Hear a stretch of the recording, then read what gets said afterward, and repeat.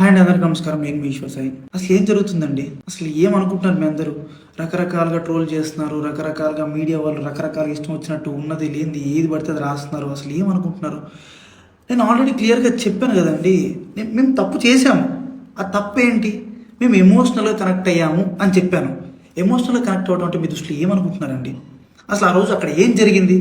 మీకు తెలిసిన 10% మాత్రమే, 90% మీకు తెలియదు. ఆ రోజు ఏం జరిగిందో మీ అందరి ముందు నేను పెట్టబోతున్నాను. ఆ రోజు మార్నింగ్ నాకు షూట్ ఉంది. ఎర్లీ మార్నింగ్ 5:30 కల్లా మేము లొకేషన్కి స్టార్ట్ అయిపోతాం. నేను 4:15కి నా రూమ్లో లేచాను. ఆ టైంకి అసిస్టెంట్ అనే అతను నా వాష్రూమ్లో ఉండటం జరిగింది. నేనేం చేశాను?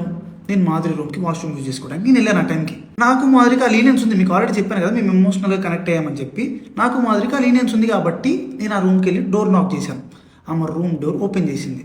ఆమె రూమ్ డోర్ ఓపెన్ చేసి నేను డైరెక్ట్గా వాష్రూమ్కి వెళ్ళిపోయాను. ఆమె క్యాజువల్గా ఆమె రూమ్ డోర్ లాక్ కూడా చేయలేదు. రూమ్ డోర్ ఓపెన్లోనే ఉంది. ఆమె క్యాజువల్గా బెడ్ మీద కూర్చొని ఫోన్ యూజ్ చేస్తుంది.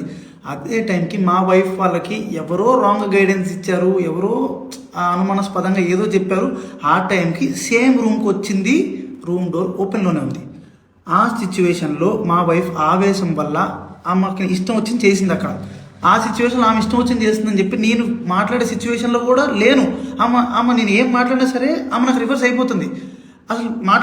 అసలు స్కోప్ కూడా ఇవ్వట్లేదు, మాట్లాడే గ్యాప్ కూడా ఇవ్వట్లేదు. ఆమె ఆవేశంలో ఏదేదో చేస్తుంది. ఆమె వెనుకున్న రకరకాల వీడియోలు తీస్తున్నారు, రకరకాల బూతులు. మా వైఫ్కి ప్రీవియస్గానే నా మీద చాలా అనుమానం ఉంది. అక్కడికి వచ్చే టైంకి ఆ సిచ్యువేషన్లో ఇదంతా చూసేటప్పటికి ఆమె అనుమానం నిజమైంది అని ఆమె అనుకుంది. ఈలోపు ఆ వెనుకున్న వ్యక్తులు ఎవరైతే ఉన్నారో ఆ విషయాలని అతను ఎవరు నాకు కూడా తెలియదు. వెనుకున్న వ్యక్తులు అసభ్యకరంగా మాట్లాడటం నేను అప్పటికే ఆమెకు చెప్తున్నాను, ఆపుతున్నాను. గొడవలు కాదు, కొట్టుకోకండి, కూర్చొని మాట్లాడుకుందాం అని క్లియర్గా నా భార్యకి నేను సంజాయిసి చెప్పడానికి ట్రై చేస్తున్నా కూడా ఆమె వినే పరిస్థితిలో లేదు. నేను ఒక్క మాట మాట్లాడుతుంటే ఆమె 4 దెబ్బలు కొట్టేటట్టుగా ఉంది. ఆ వైఫ్ ఏం జరిగింది నన్ను పట్టుకొని కొట్టి అడుగుతున్నా సరే నేను కామ్గా ఉండటానికి రీజన్ అక్కడ వాళ్ళందరూ వీడియోస్ తీస్తున్నారు. నేను ఏం చెప్తే ఏ రకంగా పోర్ట్రే అయ్యిద్దో తెలియదు. ఎక్స్ప్లెనేషన్ ఇవ్వడానికి నాకు స్కోప్ కూడా ఇవ్వలేదు. ఆల్రెడీ మీకు చెప్తున్నాను కదండి, మేమిద్దరం కనెక్ట్ అయ్యి జస్ట్ 2.5 months అయ్యిందని చెప్తున్నాను. మా మధ్య ఒకరికి లీనియన్స్ ఉంది తప్పితే అంతవరకు వెళ్ళే లీనియన్స్, అంతవరకు వెళ్ళే ర్యాపో మా ఇద్దరి మధ్యలో లేదు.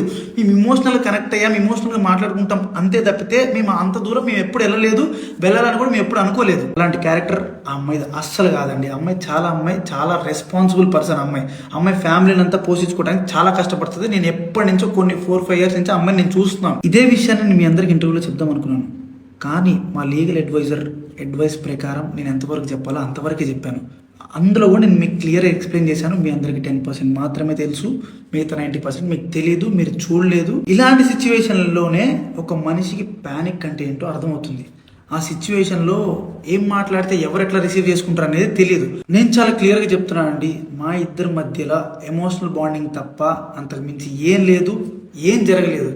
నేను ఒక ఇల్లీగల్ రిలేషన్షిప్ అని దేనికని చెప్తున్నాను అంటే, ఒక పెళ్ళైన అబ్బాయి ఒక అమ్మాయితో ఎమోషనల్ కనెక్ట్ అవ్వటం అనేది కూడా ఇల్లీగల్ రిలేషన్షిప్ అనే పేరు, అక్రమ సంబంధం అనే పేరుతో నాకున్న సిచ్యువేషన్లో నాకు ఆ పదాలు తప్పితే నాకు వేరే ఏం రాలేదు. నాకు ఉన్న డిప్రెషన్కి. అమ్మ మాధురి, నీకు నా తరపు నుంచి, నా భార్య తరపు నుంచి, నా భార్య వెనుకున్న వాళ్ళ తరపు నుంచి నీకు క్షమాపణ కోరుకుంటున్నాను. నీకు సారీ, ప్లీజ్ అర్థం చేసుకో, ప్లీజ్. వాళ్ళకి ఏం తెలియకుండా వాళ్ళ నోటికి వచ్చినట్టు మాట్లాడినందుకు, వాళ్ళు వీడియో అప్లోడ్ చేసినందుకు, నీ మీద చేసుకున్నందుకు నేనైతే సారీ చెప్తున్నాను. సారీ. మీకు జరిగిన నష్టానికి మీరు ఏ శిక్ష వేసినా నేను అనుభవించడానికి రెడీగా ఉన్నాను. సో ఇంకా మీడియా పీపుల్ అందరికీ అండ్ మీమర్స్కి, ఇన్ఫ్లుయెన్సర్స్కి, ఇన్స్టా వాడుతున్న ఎవరెవరో కూడా రియాక్ట్ అయిన వాళ్ళందరికీ ఇంతటితో ఆపేయండి ప్లీజ్.